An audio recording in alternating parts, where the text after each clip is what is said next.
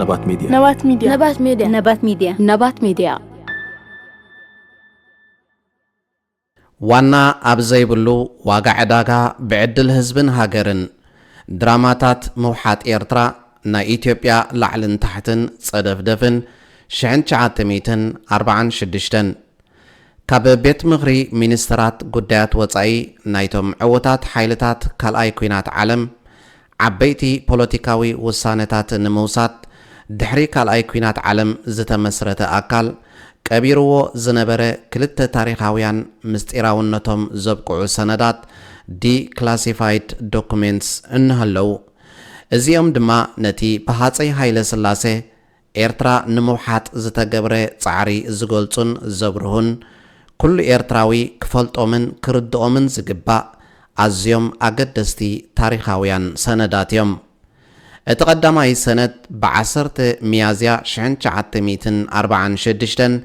ናብ ጸሓፊ ጉዳያት ወጻኢ ኣሜሪካ ዝተላእከ ውሽጣዊ መዘክር ኮይኑ ኣብ መንጎ ሚኒስትሪ ጉዳያት ወጻኢ ኣሜሪካን ኣኽሊሉ ሃብተወልድን ናይ ትሽዑ እዋን ናይ ኢትዮጵያ ምክትል ሚኒስተር ጉዳያት ወጻኢ ዝነበረ ዘተታት ዝገልጽ እዩ። እቲ ካልኣይ ድማ ውዕል ሰላም ምስ ጥልያን ኮይኑ ብፍላይ ከዓ እቲ ምስ ኣረኣእያ ናይተን ኣብ ትሕቲ ጥልያናዊ መግዛእቲ ዝነበራ ሃገራት ብ30 ሚያዝያ 1946 ኣብ ፓሪስ ዝተገብረ ርክባትን ውሳነን ዝምልከት ክፍሊ እዩ። ከም ውፅኢት ናይቲ ኣብ ጥሪ 1946 ዝተኻየደ ኣኼባ ኣብ መንጎ ኣኽሊሉ ሃብተወልድን ተሓጋጋዚ ጸሓፊ ጉዳያት ወጻኢ ኣሜሪካ ኣቶ ዳንን ምስቲ ናይ ሃፀይ ሃይለ ስላሴ ኣቐዲሙ ልዑል ጽልዋ ዝነበሮን ኣኼባ ምስ ኣሜሪካዊ ፕሬዚደንት ፍራንክሊን ዲ ሩዝቨልት ኣብ ለካቲት 1945 ኣብ ግብፂ ዝተኻየደ ርክብ ብናይ ሓባር ድምፂ እቲ ውሳኔ ናጽነት ኤርትራ ንኻልእ እዋን ተሰጋጊሩሎ ይብል። እቲ ካልእ ኣዝዩ ዝገርም ዝርዝር ድማ ሃፀይ ሃይለ ስላሴ ጥልያናዊት ሶማሊላንድ ወትሩ ኣካል ኢትዮጵያ ከም ዝነበረት ብምግላጽ ታሪኻዊ ምትእስሳር፣ ጂኦግራፊካዊ ተፈጥሮኣውነት፣ ጥንታዊ ናይ ኢትዮ ሶማልን ርክባት፣ ሕርፋን ምስፍሕፋሕ ህንዳዊ ውቅያኖስን ዝሓዘ ትረኻታት ከምኡን ስትራቴጂካዊ ህንጥይነት ብምእንፋት ነቲ ቤት ምኽሪ ሚኒስትራት ጉዳያት ወጻኢ ናይቶም ዕውታት ሓይልታት ካልኣይ ኩናት ዓለም ዝቐረበ ጠለብ ናይ ኢትዮጵያ ብግልፂ ዘብርህ ነይሩ። ቀዳማይ ሰነድ ሚያዝያ 11 1946 ካብ ለንደን ዓባይ ብሪጣንያ ተሓጋጋዚ ጸሓፊ ጉዳያት ወጻኢ ኣሜሪካ ኣቶ ዳን ምስ ምክትል ሚኒስተር ጉዳያት ወጻኢ ኢትዮጵያ ኣቶ ኣኽሊሉ ሃብተወልድ ኣብ ለንደን ብ25 ጥሪ 1946 ብዛዕባ ዝገበሮ ዝርርብ ጸብጺቡ ምክትል ሚኒስተር ኣኽሊሉ ንጉዳዩ ናብ ቤት ምኽሪ ሚኒስተራት ወጻኢ ክቕርብ ከም ዝኽእል ከረጋግጽ ጠሊቡ ብፍላይ ከዓ ናይ መንግስቲ ኢትዮጵያ ኣብቲ ናይ ኤርትራ ናይ መጻኢ ዕድል ዘለዎ ዓቢ ተገዳስነትን እቲ ግዝኣት ኤርትራ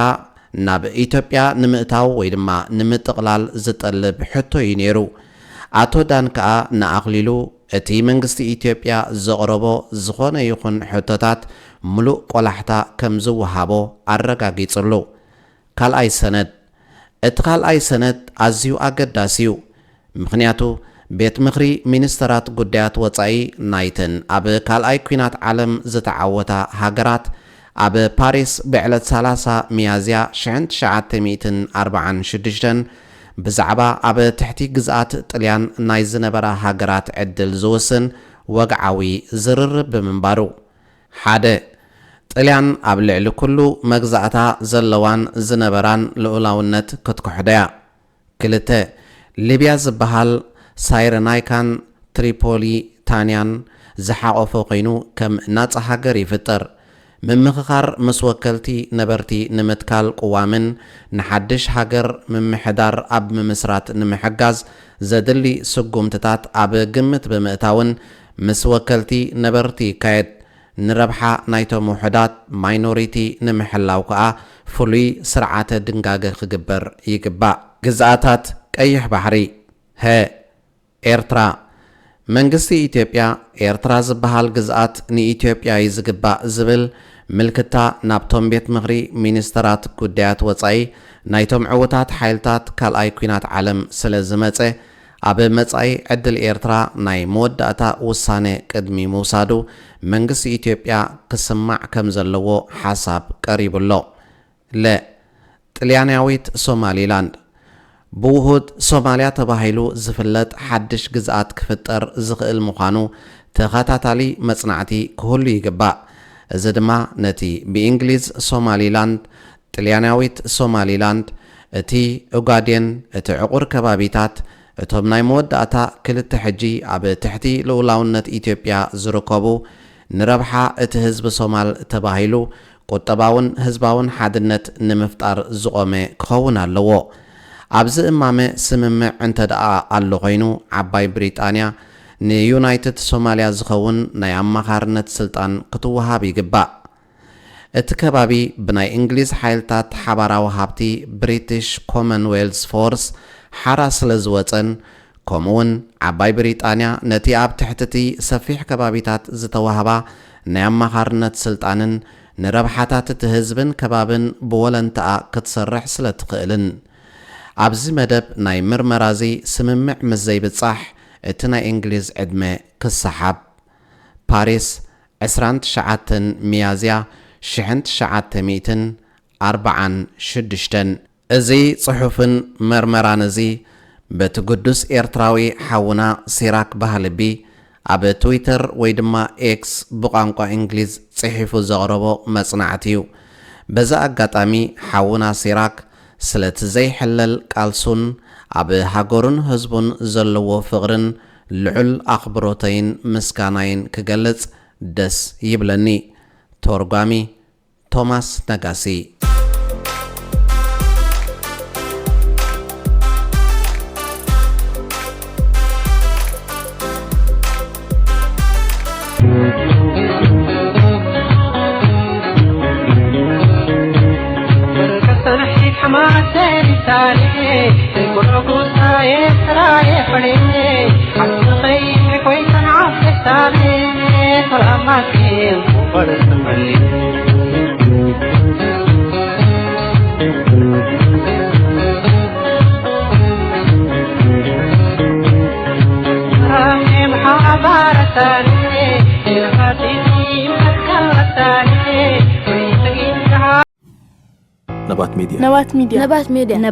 نبات ميديا